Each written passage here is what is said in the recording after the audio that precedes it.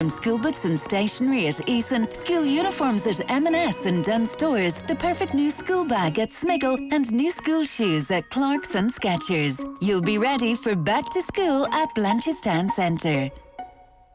Dundeal has the largest range of new cars in Ireland from Ireland's trusted premium car dealerships. That's why you will find Lexus Blackrock on Dundeal. Visit Lexus Blackrock's showroom on Dundeal today and connect with them for great 222 offers. Dundeal for new car offers to feel great about from all of Ireland's trusted car dealerships.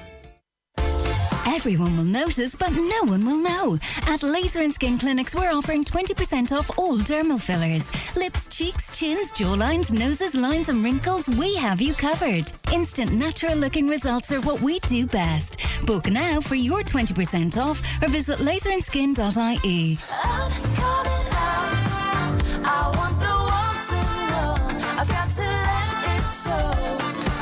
T's and C's at laserandskin.ie. Football on Off the Ball. With Sky. Watch Wolves take on Newcastle on Super Sunday. Live only on Sky Sports. Yeah, you're welcome back. 2.5 hours of me and Kenny Cunningham. It doesn't get better than that. It does. 1.5 hours is better. A half an hour is even better. But thanks for selling the show here. I was actually looking forward to it. Yeah, so Kenny and I will take you through Manchester United and Liverpool. The team, Kenny, you were intrigued by this. It's De Gea, Dalot, Varane, Martinez, Malaysia, Ericsson, McTominay, Elanga, Fernandes, Sancho, Rashford. Liverpool team, Alisson, Robertson, Van Dijk, Gomez, Trent Alexander-Arnold. Midfield of Milner, Henderson and Harvey Elliott. Now, I have reservations about that. Mohamed Salah, Roberto Firmino and Luis Diaz. Like, Harvey Elliott, Jordan Henderson and James Milner is your midfield. That would not wouldn't be something that Man City would fear. Whatever about Man United. Yeah, so this is going to be the issue for Liverpool going forward, and this season it'll be interesting how it pans out, because traditionally Liverpool over the past 3 or 4 years, that's for me where they've always had their edge over Manchester City. It's why they've been contending for league titles for the past couple of years. Basically, the strength of that midfield three. If you think back to Fabinho, Henderson, Gini Wijnaldum a few years ago, John, absolutely immense, those three, in terms of ball playing ability, athleticism, kind of physicality, how they pressed. Phenomenal, you know what I mean? I think that's why they troubled Manchester City. They got inside the heads of Guardiola for a while. For me, it was the quality of that midfield three. And you look at it now, I wouldn't go as far as to say it's a shadow, but I mean, young Harvey Elliott, I got a lot of time for. A lovely footballer, technically very good. But the fact Fabinho's sitting on the bench tonight and he's not on the pitch with Jordan Henderson is an indication of potentially the issues that Liverpool are going to have. Jordan Henderson isn't the player he was 2 years ago, and he's never going to be. That's a fact. 100%. You saw it last year, the kind of drop off with him, had to be protected at certain times, game to game. Was actually withdrawn in a number of high-profile games with the manager, which never happened. So Liverpool's players are going to have to get used to that in terms of Jordan Henderson not going to be at the level that he was previously. And I think what you're seeing as well, you're seeing the ripple effect of that on Fabinho. Now, Fabinho, for me, I'm a fan of, but he's a very specialised player. He's a number 6 who operates in that pocket, but he's not a very good athlete, and he's not a good mover over the ground. And when he's got people either side of him making those runs and doing a bit of the running for him, it's perfect for him. He can sit in that pocket, he can read the game, he can make those interceptions time and time again, and he's a good distributor of the ball. So it's been great when Henderson was at his best, and I'd say Wijnaldum to a point, and then after that maybe Keita, Oxlade-Chamberlain, very dynamic physical players. He's looked a top class player. But now, because he hasn't got that strength around him, I think you're seeing mistakes now from Fabinho. I probably saw it last week against Crystal Palace, getting drawn out that central role, getting a little bit isolated 1v1 against people, and getting exposed a little bit. So this is the big issue for me. It's not doom and gloom like the black clouds are circling over Liverpool, but that central midfield is going to be key for Liverpool going for, because I think they're short this season going into the season, no matter who they put in there. Thiago comes back, doesn't change the dynamic too much for me. Thiago's a lovely footballer, great technician, but his defensive qualities aren't the best either. So that's the problem for me for Liverpool going forward. And it'd be interesting to see tonight Manchester United if they can get any joy in that area of the pitch. Because I like to look at that starting 11. As bad as things are for Manchester United at the moment, I look at that team and think, you know what? There's a little bit of balance there to the team. McTominay coming in, I would be a huge fan of McTominay in terms of holding centre midfield player. I don't think he's a great defender, but he brings a bit of physicality, bit of athleticism in there. Eriksen will try and get on the ball, and that front three, Elanga done very well last year. Rashford down the middle. Now they've got a centre forward who can run the sides and run in behind and stretch Liverpool as well. This is why Manchester United fans are listening in. You're giving them hope, Kenny. Was there hope though at Old Trafford tonight? Because Owen Sheehan is there. He was talking to a couple of fans about the protest that's been ongoing. We're joining the protest. Look, we're fed up with the Glazers. We think they're not good for the football club. They're not investing their own money. Any good business has to have investors who are willing to invest in the business. They're all take. The club is rotting from the inside out, and it's due to what the Glazers are doing to the club. There's a common misconception that we're only protesting when we're not signing players or when things go bad. That's not the case. The club were protesting when the good times, 2008, 2009, 2010. People are sick to death of the vampires, which is what they are. They're vampires. They're not here for the good of the club. They're here to take dividends. They're here to take money out. We're after spending 1.5 billion on loans, interest rates, repayments. They're screwing the club over. They're screwing a loyal fan base. We're the biggest club in the world. There should never be a hostile takeover of Manchester United based on borrowings. So the fans are sick of it. And it's time that the fans stood up, which is what they're doing now, and said, like, enough is enough. It's buying a player and parading him in front of the Stretford End tonight in Casemiro is not going to change what they've done to the club.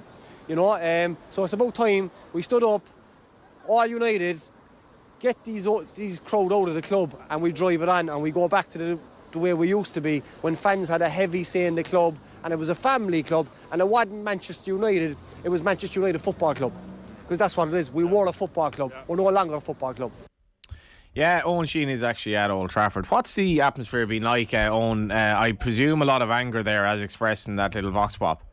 Yeah, it's been absolutely incredible here. I'm standing underneath where the East Stand meets the Sir Bobby Charlton stand, and it's just that smell of flares. It's red, it's green, it's gold. There has been just this huge anti-Glazer protest coming all the way down Talbot Road, where the Tollgate pub is. The 1958 supporters group seems to be the biggest ones organising it, and there was a huge congregation there from about 5 o'clock this evening. At 7 o'clock then, they made the congregation and they started walking down towards Old Trafford, and right now it is just a sea of people, a sea of anti-Glazer protesters, and a sea of people trying to get into the stadium at this point. To be fair, the whole thing moved pretty quickly. I think people are quite surprised that they're going to go in and actually get to see the start of the game. But the protest is now set up underneath the Trinity statue here, and it is quite the sight. I've spoken to a few people in the walk towards the stadium, and they've all said it's the biggest protest they've ever seen outside Manchester United. Fans who were here, even in 2021 for that one in the empty stadium, they say they haven't seen anything like this. So things have just started to get very, very real, if they hadn't already, in the anti-Glazer movement. Yeah, actually that's the point I was going to ask you there. Is this something that could be, is this a seminal night potentially in terms of this ownership? Is there, you know, there's obviously talk of them ceding a little bit of the ownership to somebody else coming in, but I mean, is this something that will necessarily make them stand up and take notice, I guess?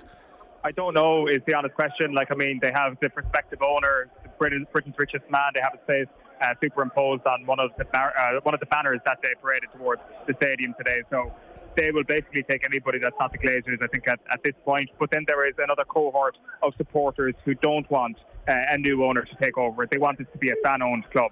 And therein lies the divisions in this club. What we're seeing today is a very united Manchester United fan base. They all want one thing, which is the Glazers to come out of the club. There are certain nuances there with regards to what they want to replace the Glazers. But to your question, I don't know, Johnny. I think that there has been glimmers of hope over the last 15 years for the Manchester United fans. What a lot of people are saying today, though, is that this isn't just about Liverpool. This isn't just about one of their biggest fixtures of the year. This is something that they're going to see continue during their home games all season, I suspect, until something does change. What do you think, Kenny? No, I was very interested listening to that fan that Owen spoke to. He spoke a lot of sense, but look, the reality is I can't see anything changing in the short term. I respect the views of the fans there, and they're going to take whatever action they deem is necessary. But I've got to be honest with you, I'm more interested in the here and the now, and in terms of the present squad, the new manager, and what can be done in the short term in terms of improving things. That's all you can do as a manager. And for me, the team that's been on the starting 11 the last couple of games, they haven't got the best out of. There's more to come, even from this present squad. So I'm interested in terms of the new manager, his kind of personality, his relation, the dynamic in the dressing room, and has he got the ability to pull this existing group of players together with the addition of Casemiro, maybe one or two others, where he can pull that group together and just find something now. And hopefully we might see the potential of this Manchester United team going forward. It's not perfect, but there is quality. There is quality sprinkled around that Manchester United team, but we haven't seen it. It's got to come out. Hopefully we'll see it tonight. Have you been to many Premier League games before, Owen? Yeah, I've been to a good few. So I haven't been to United Liverpool before, so this is definitely a first time at the fixture of this side. I haven't seen too many Liverpool fans around. Their buses did drive past. Didn't get a great reception down around Talbot Road, to say the least. But, what's the atmosphere like, actually? Well, the entire atmosphere has been the protest. That has been everything. Like, to say that this was thousands and thousands and thousands of people walking down through the streets of Manchester, like that is what I've seen. That is why there is such a huge congregation of people here. Still loads of people standing around now, not going into the stadium just yet. I'm sure plenty of them won't be going into the stadium. I'm not sure do they all have tickets or not. But with regard to the atmosphere, the entire atmosphere is built on the anti-Glazer protest right now. There's actually been little talk around the game. This has completely preoccupied the minds of everybody today. Talk of trying to beat Liverpool or what might actually happen in the game has actually become secondary. There is more optimism around. It is quite tense around Old Trafford at the moment. There is some anger. A lot of fans do not have tickets. This is from the BBC. There's no suggestion that there will be any issue there with... I know Jurgen Klopp is a little bit worried about the game actually potentially not going ahead, but are you feeling that things will be okay and people will go into the ground? Yeah, I think so. Like, what I will say is that this has seemed unbelievably peaceful throughout the entire day. Like, I've stopped and chatted to a lot of people, or walked and chatted to a lot of people as they were protesting, and they all seemed pretty happy to chat and all seemed fairly friendly. What I will say is that in the Munich tunnel right now is that people are trying to kind of walk through, and there is a lot of people just standing, clapping and chanting, and that seems to be maybe one of the slight issues you could say at the moment, is that there seems to be a lot of people around the stadium right now who don't plan on moving anytime soon by the looks of it. But I haven't seen really any incidents of danger or anything antisocial or anything like that. It's been a very peaceful protest. There is just a lot of people, and that obviously comes with maybe a couple of issues potentially if they're not going into the game. And anyone pleading with you to stay with OTB AM? No, they're all like, good riddance. Okay, on that note, go in and enjoy the game, so. All right, chat to you later, lads. Thanks, Owen. Yeah, I'm just looking at like the markets are all against Liverpool because of the team here. So there's like everyone's telling me Liverpool will win, but it's not been seen like that in terms of the people who are putting their money on this. Oh, is that right? Absolutely, That's because you look at the midfield and you look. But bear in mind now, Liverpool have not had a good start. You can't talk. Yeah, no, you can't talk down the Liverpool midfield. But I'm just making it. Henderson doesn't. I'm not afraid. And then obviously Elliott is only a kid starting off. Great prospect, obviously, but yeah. No, like I said, I'm not talking down that. You can't look at that Liverpool team and say it's not a bad player on the pitch. You look at that front three as well, and that'll get you excited, of course, straight away. The back four is absolutely rock solid. Joe Gomez coming into the team as centre half, immediately strengthens them. Wasn't quite sure why he didn't start last week against Crystal Palace. Nat Phillips stayed there for me. That's still potentially their best pairing at centre half. But I've spoken about the Liverpool midfield in terms of, I'm talking small drop offs here in terms of like individual performance, but it's significant. It's significant in terms of the level, the bar where Manchester City have set it, and Liverpool need to go again and improve small percentages this year to try and match them in terms of the acquisitions they've made, Calvin Phillips and Haaland in particular. Now, the Mane out, Núñez in, you could argue they've done what they had to do high up the pitch, and credit to them for that. They've pushed the boat out in terms of transfer fee, but that central midfield, for the last year I've been looking at that central midfield and thinking they need somebody in. The Bellingham was the one for me. I thought they might really push hard this summer. It looks if Dortmund didn't want to do business having sold Haaland, they're going to hold off for another year, but they really could have done with getting him in. Tuchemani's another one, the French international who's gone. Real Madrid have kind of snapped him up. Camavinga went there within the last year to Real Madrid. Liverpool were linked with him. He came for like 25 million, I think, from France into the Real Madrid team. We saw his performances tail end again last season. That's the type of midfield that Liverpool need to bring in sooner rather than later. You said Henderson's not the player he was. I'd agree with you. Is Van Dijk the player he was? I think he is. Henderson, I think it's just a physical drop off. He's at that age, and he just can't. Yeah. Van Dijk for me, it's mental. It's that thing I might have mentioned about a year ago about him. As good as he is, if small criticism of Van Dijk with me, it's that kind of God complex which he has. He's that good, and he knows how good he is. And I've never been in that situation, but he must wrestle with that sometimes when he's on the pitch. I'm better than these players around me. You know what I mean? These can't lay a glove on me. These centre forwards I'm up against, and just occasionally carries himself that way. Instead of doing the basics, ball over the top, getting to the ball quick and going and engaging it forward early, he drops off into the ball, almost lets the player have the ball, say, come on, try and take me on. You're never going to get past me. Do you know that type? I just get a bit of a sense of that at times. That's the only thing. Once he gets himself into the right mindset, Van Dijk, and he's absolutely focused in himself, then you still can't touch him. So I've no qualms about him. Certainly Gomez coming in alongside the full-backs. It's only that midfield area, and that's significant because Liverpool have always had that kind of, their success has always been based on that kind of high energy, physicality, high press, tenacious element to their game, and it's always come from not from the front three press. For me, it's always been that kind of midfield three, backing up that kind of front three, winning tackles in the middle of the pitch, physically and imposing themselves, almost like bullying and intimidating, outrunning teams, running them into the game, almost ferocious in the way they approach the game, that front three. Now you put Harvey Elliott, Thiago into that midfield potentially with Fabinho going forward. That's a totally different dynamic. You can talk up the footballing qualities of Harvey Elliott and Thiago coming into the midfield, John, but it's totally different, isn't it? That's not a midfield now for me which scares Manchester City of Pep Guardiola, as that Liverpool midfield did a couple of years ago. And obviously the two big talking points, if they are such a thing. Harry Maguire being dropped is a talking point. Ten Hag said Varane is a very experienced player, won everything, and will bring the communication in the back four, which is interesting because I think that's been a massive issue for Maguire. He's just not been able to do that. We want mobility and agility in the back four. And then on Ronaldo, we know Liverpool are a really good team and you need to press them. You have to do that out of a block and need energy. That is why we went with Rashford, Sancho, Elanga. I mean, makes sense. Obviously, it does make sense. Yeah, it does make sense. I mean, Rashford's one for me. People say he can't play centre forward. I think he can, to be honest with you. That's where he grew up. He was schooled. He was coached in that area of the pitch. Eventually, he made his name playing left of a three. But I think he can play that kind of central role. Just needs a little bit of confidence, maybe a run of games there. But I like the balance of Elanga, Sancho. I know individual performances from their players haven't been good enough, but the talent is there. The quality is there. Ten Hag just has to tap into it. He has to. They have to.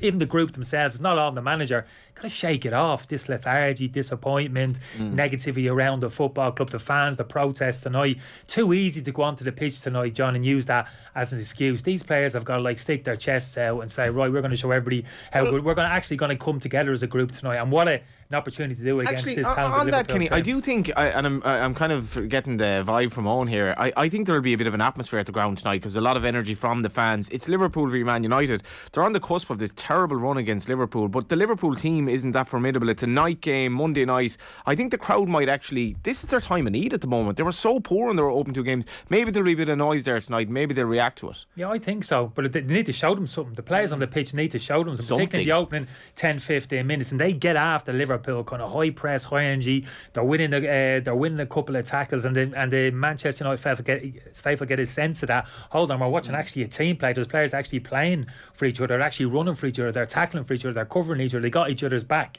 I think you're right. Although there's that bit of negativity around the place, I think the Manchester United fans, they'll kind of recognise that and they'll get behind the team. Let's go to the ads. We've loads more to come. Manchester United versus Liverpool in 10 minutes, and we can't wait.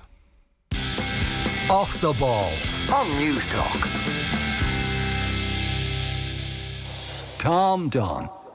Dad, have you heard of Kate Bush? Have I? Have I? Have I? Have I? Have I? Have I ever? Have I ever? Have I ever?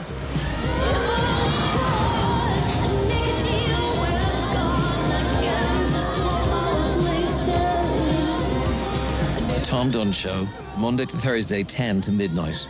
For those who have already heard of Kate Bush. Tom Dunn on News Talk. Things that put people off on a first date. Showing up late and getting your name wrong? Always a great start. Looking at their phone more than you? Hello? Someone who only talks about themselves. Oh, really? God, aren't you great? Look, no one said dating is perfect, but at godating.ie, we promise we'll always try and find your perfect match. Because somewhere out there, there's someone for you. And godating.ie will help you find them. Yes, even you, socks and sandals guy. Go on, go for it with godating.ie. You could win free fuel for a year with Top Oil. That's worth $2,500 in petrol or diesel. There's a winner every month. To enter, visit topoilwin.ie. Is your Skoda a little older? Pre-loved, perhaps? What adventures, I wonder, did it have in the past? Another family, another life, bright city lights, or a quiet country existence seeing Ireland's best sights? We don't really need your car's story. With a Skoda service, you get a complete vehicle health check, genuine Skoda parts, and free roadside assistance for 12 months. Book your service today at skodaservice.ie. Invisible. For many, that's what rip currents are. Thankfully, lifeguards know what to look for. Take their advice to heart. Always swim at lifeguarded beaches between the red and yellow flags. This is Water Safety Ireland. Open your eyes to rip currents and more at watersafety.ie. Better safe than sorry. Supported by the Government of Ireland. Ireland typically do not produce players who reach professional levels in American sports. Pat Burke was famously the backup centre for Shaquille O'Neal at one point in time, but after him there aren't any standout examples. James McCourt is hoping to change that.